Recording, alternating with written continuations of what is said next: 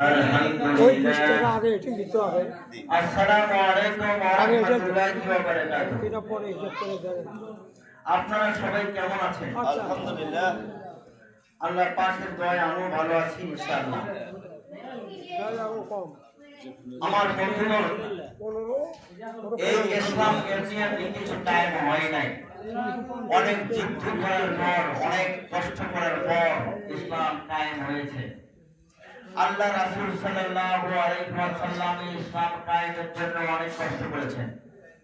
আমার বন্ধুগণ, শুধু আরব থেকে আগত একজন মুসলমান এই হিন্দুস্থানে আগমন করেছিলেন। সমস্ত মহাভারতের মধ্যে একজন মাত্র মুসলমান আগমন করেছিলেন। কিতাবে এসেছে তার নাম হলো বুরহানুদ্দিন।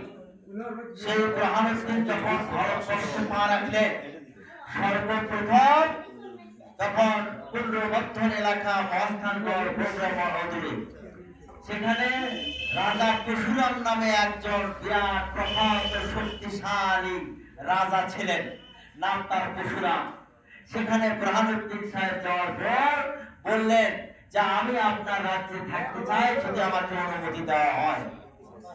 তখন তাকে 3 একর ভূখণ্ড দান করেছিলেন রাজা পরশুরাম। যদি বলেন কয় একর? 3 একর দান করেছিলেন। 3 একর সমান সমান 9 বিঘা জমি তাকে দান করেছিলেন। বেগুনের উপরে সে বসবাস শুরু করে দিলেন। আবার সময় পরে খুব সুন্দর চলে সেই বুরহানুদ্দিনের। দীর্ঘদিন গত হয়ে যায়। বুরহানুদ্দিনের স্ত্রী একজন সুন্দর, একজন 5 ওয়াক্ত নামাজি মহিলা। বুরহানুদ্দিনের স্ত্রী 5 ওয়াক্ত নামাজি মেয়ে। দুইজন একসঙ্গে নামাজ আদায় করেন আল্লাহ পাকের দরবারে। কিন্তু মনে মনে চিন্তা করেন, এই হিন্দুস্তান, এখানে প্রকাশ্যে কোনো কিছু বলা যাবে না। আজকাল মা বোনেরা, ও আমার ভাইরা, প্রকাশ্যে তো মুসলমান হওয়ার পর বলতে পারতেছেন। ও আমার বন্ধুগণ, বুরহানুদ্দিনের স্ত্রী ফজরের নামাজ আদায় করলেন। ও মা বোনেরা, ফজরের নামাজ আদায় করার পর 2টি হাত উত্তোলন করে যদি আল্লাহ পাকের দরবারে কান্নাকাটি করা যায়, আমার আল্লাহ পাক খুশি হইয়া তার জিন্দেগীর সমস্ত গুনাহগুলো মাফ করে দেয়। জোরে জোরে বলেন না সুবহানাল্লাহ। ও আমার ভাইরা, কথা বলতে পারে না, বন্ধ করে দেব।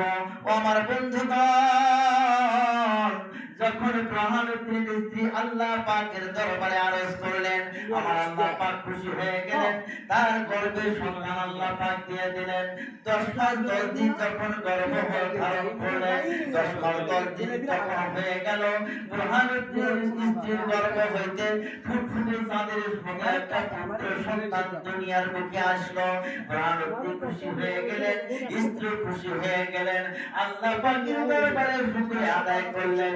ডাক দেয়া বলেন, মাবুদ, আমার সন্তান দুনিয়াতে আসলো গো আল্লাহ। আয় আল্লাহ, তোমার নামে একটা গরু কুরবানি করে দেব। আমার আল্লাহ পাক খুশি হয়ে গেলেন।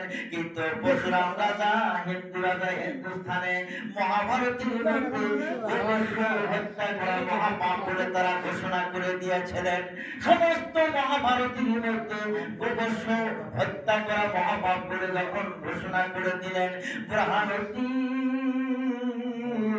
মনে মনে চিন্তা করতে লাগলেন যে এই ভারতবর্ষে গোবর্ষ কিভাবে জবাই করা যাবে। না না, রাতের অন্ধকারে ছাড়া জবাই করা যাবে না।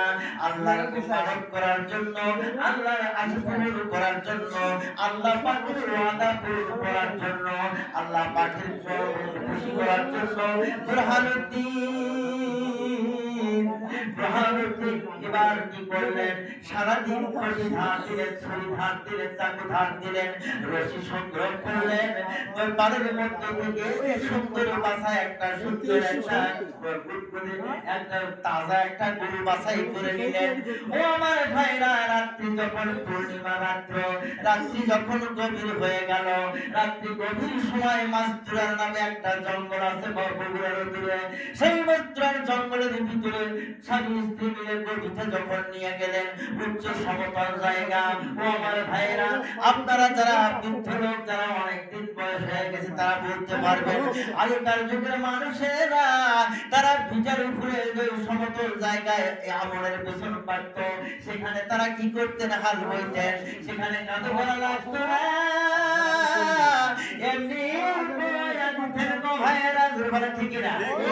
ও আমার ভাইয়েরা, ও আমার ভাইয়েরা, ভালো করে শুনে রাখেন। এবার বুরহানুদ্দিন কি করলেন? উচ্চ জায়গায় নিয়ে গেলেন। নিয়ে যাওয়ার পর গভীর রাত্রে স্বামী স্ত্রী মিলে গরুটা হাত পা বাঁধলেন। বান্ধন দেওয়ার পর দুইজনে একান্তে যখন জবাই করে ফেললেন আল্লাহর নামে জবাই করার পর কিছু সংখ্যক গোস্ত খাওয়ার জন্য তারা নিলেন। ওই গোস্ত তারা 3 দিন পর্যন্ত খেয়েছিলেন। জোরে জোরে বলেন না সুবহানাল্লাহ। ও আমার ভাইরা, শুনে রাখেন, ভালো করে শুনে রাখেন। ও আমার বন্ধুগণ, বুরহানুদ্দিন এবার কি করলেন? গরুর গোস্ত 3 দিন পর্যন্ত খেলেন আমার ভাইরা। এরপর ওই জায়গায় গরু যা কিছু বাকি ছিল সমস্ত গরুটা গর্ত করে কবর দিয়ে রেখে দিলেন, সুন্দর করে সমান করে দিলেন, পানি দিয়ে রক্ত করে ধুয়ে দিলেন। ধুয়ে দেওয়ার পর বুরহানুদ্দিন আর স্ত্রী দুইজন বাড়িতে চলে আসলেন। আল্লাহর কাছে শুকরিয়া আদায় করলেন, 2 রাকাত নফল নামাজ আদায় করলেন।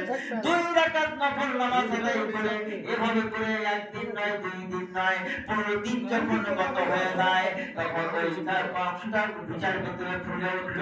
ওই জঙ্গলের ভিতরে, মাসপুরার জঙ্গলের ভিতরে বস্তু যখন ফুলে উঠে গেল আমার ভাইরা, পৌঁছে গেল দুর্গন্ধ বের হয়ে গেছে। ওই দিক থেকে পিপিলিকা গর্ত করে গন্ধ থেকে বের হয়ে গেল উপরে। শিকার কুকুর তখন কি করলেন? ঘুরে ঘুরে তখন ওই গবাদিটা দৌড়ে বের করে দিলেন। আর কুকুরটা ঘোরা শুরু হয়ে গেল, চিন কুকুরটা ঘোরাঘুরি শুরু হয়ে গেল। আল্লাহুম্মা আমিন। রব্বানা জালামনা আনফুসানা